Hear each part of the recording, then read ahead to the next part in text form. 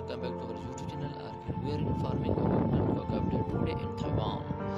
A magnitude 4.1 earthquake near southeast of Yalian, Taiwan, was reported only 20 minutes ago by the German Research Center for Geosciences, considered one of the international agencies that monitors seismic activity worldwide.